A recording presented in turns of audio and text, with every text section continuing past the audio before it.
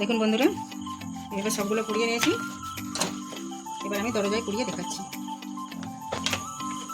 দেখুন বন্ধুরা, আমার পর্দাটা দরজায় টাঙিয়ে দিচ্ছি। কেমন হয়েছে?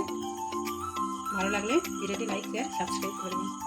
নমস্কার বন্ধুরা, ঘরোয়া সেলাই চ্যানেলে আপনাদের স্বাগত। আজ আবার একটা নতুন ভিডিও নিয়ে চলে আসছি। আজকে দেখাবো আইলেট টেপ দিয়ে কীভাবে দরজার পর্দা করতে। দরজা জানালা দুটোই হয়, আমি দরজার পর্দা কীভাবে হয় সেটা দেখাবো। এখানে পর্দা করার জন্য পিস নিয়ে নিয়েছি, আর এইখানে আইলেট টেপ আর আইলেট রিং নিয়ে নিয়েছি। এবার এই পর্দাটা আমি নিচের দিকে কুচি দেবো। কুচি দেওয়ার জন্য কাপড় কেটে নেবো। আগের ভিডিওতে কুচি দেওয়া দেখিয়েছি, সেজন্য এইটাতে আর কুচি দেওয়া দেখাবো না। যদি কারো দেখার থাকে তাহলে আগের ভিডিওতে দেখে। কুচির জন্য কাপড় কেটে নিয়েছি। এবার এইদিকে টেপটা লাগাবো, যে সেই জন্য এই বাড়তি সুতাগুলো আমি কেটে নিচ্ছি। পুরোটাই এই সুতাগুলো কেটে নিতে হবে, নাহলে জোড়া হবে। দেখুন বন্ধুরা, পুরোটা আমি কেটে নিয়েছি। এবার এই টেপটা আমি আগে থেকে কাটবো না, এটা মাপ দিয়ে কাটবো। এইখান থেকে মাপ নেবো। এটা আমার দু সাইডে এরকম জয়েন্ট আছে বলে সেই জন্য দু সাইড আর এইভাবে সেলাই করছি না, হলে যাদের এই দিকটা খোলা থাকবে এরকম থাকলে এটা এইভাবে মুড়ে দিতে হতো। দু সাইড সেলাই করতাম, আমি দু সাইডে সেলাই করবো।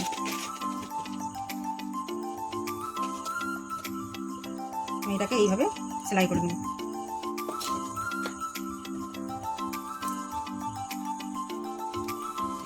এখানটা একটা চাপ সেলাই দিয়ে দেবো, তারপর এইভাবে সেলাই করে নেব।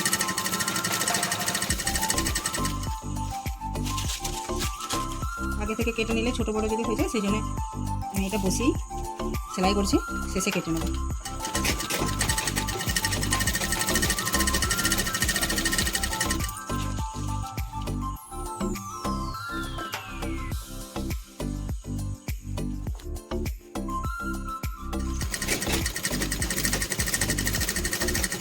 এইভাবে সেলাইয়ের কাজ জানলে ঘরের টুকিটাকি জিনিসগুলো নিজে থেকে বানানো যায়, মন পছন্দের জিনিস তৈরি করা যায়। আর এখন নেটের যুগ, নেট থেকেও কিছু দেখে বাড়িতে তৈরি করা যায়। সেই জন্য প্রত্যেক মেয়েরই কিছু না কিছু হাতের কাজ জানা দরকার। সেলাইটা জানলে ঘরের টুকিটাকি যে কোনো জিনিস তৈরি করা, সেলাই করা, কিছু ছিঁড়ে গেলে আসন টাসন বানানো সব কিছু এই মেশিনের সাহায্যে করা যায়। সেই জন্য মেয়েদের এইগুলো শিখে রাখা খুব প্রয়োজন। দেখুন, কথা বলতে বলতে আমার প্রায় সেলাই হয়ে গেছে। এবার এই শেষের এইখানটাতে একটু সেলাই করার আগে কেটে নেবো, ডাইরেক্ট সেলাই করে নেব। এইখানটায় আমার যেহেতু আছে,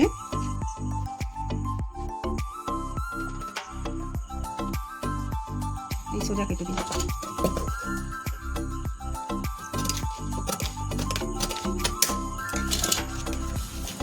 এই গোলটাকে রেখে দিলাম। এই গোলটা না রাখা থাকলে এখানটায় একটা ছেদা যে হবে না, সেই জন্য এইভাবে বস করে দিচ্ছি।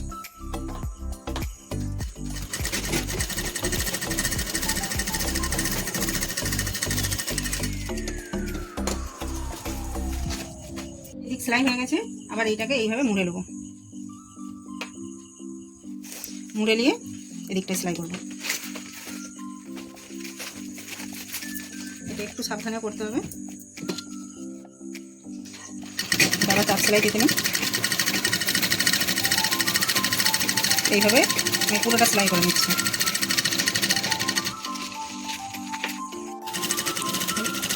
এইভাবে আমার সেলাই প্রায় শেষ। এটা বেড়ে যাচ্ছে, সেই জন্য এটাকে কেটে নেবো করে। এইভাবে বেড়ে গেছে।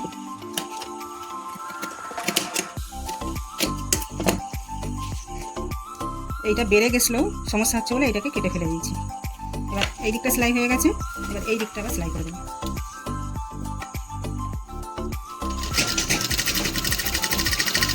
চাপ সেলাই দিয়ে সেলাই করে দেবো।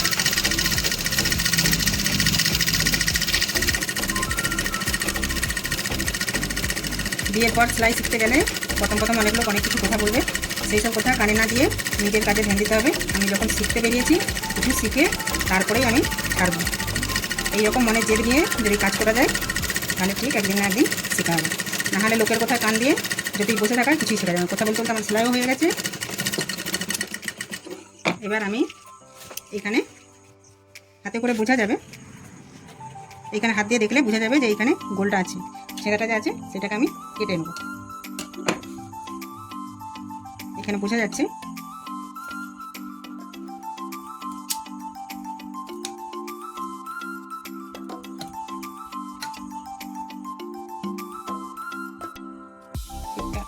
জন্য কাটতে অসুবিধা হচ্ছে। ডবল পাটে আছে তো একটু অসুবিধা হবে, সাবধানে কাটতে হবে এগুলো যাতে ভেতরেরটা না কেটে যায়।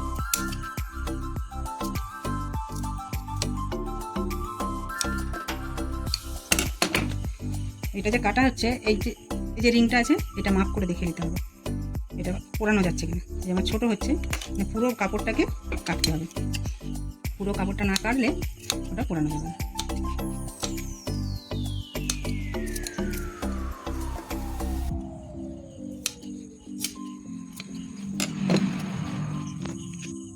দেখুন এইভাবে আমি পুরোটা কেটে নিয়েছি। এবার আমি এটা একটু মেপে দেখতে হবে এটা পোড়ানো যাচ্ছে কিনা। এইভাবে পোড়ানো যাচ্ছে, এইভাবে আমি সবগুলোই কেটে নেব। এখানে আছে এরকম করে আগে দেখে নিতে হবে, তারপরে এই যে 1 ফুট পর্যন্ত কাটতে হবে, এখান দিয়ে কেটে নেব।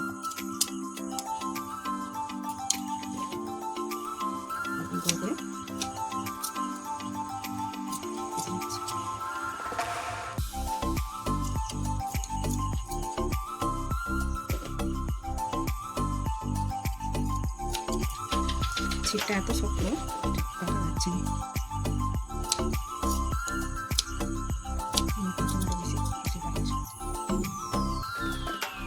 দেখুন আমি এই সবগুলো কেটে নিয়েছি।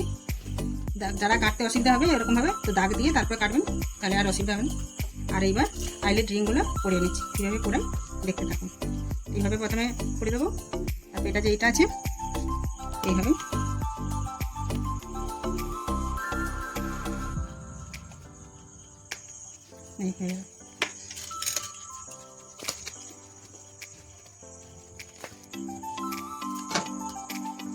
এইভাবে পরপর পরিয়ে দেবো।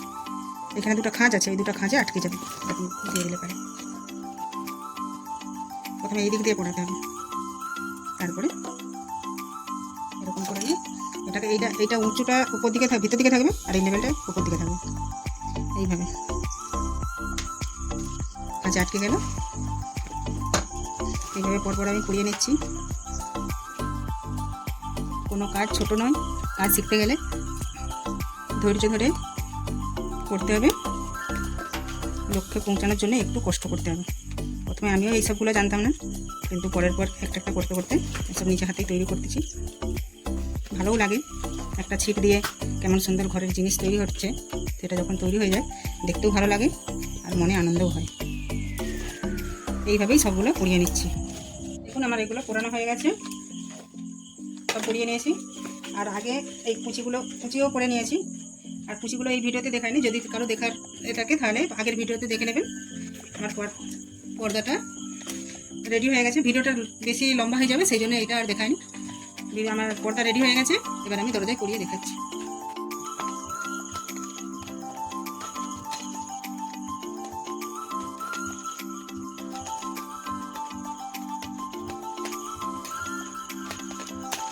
দেখুন বন্ধুরা আমার পর্দাটা দরজায় টাঙিয়ে দিচ্ছি, কেমন হয়েছে।